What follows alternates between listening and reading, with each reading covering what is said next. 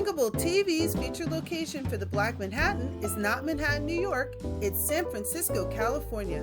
San Francisco is where bartender Todd Smith, who worked at the Bourbon and Branch, is given credit for inventing the Black Manhattan.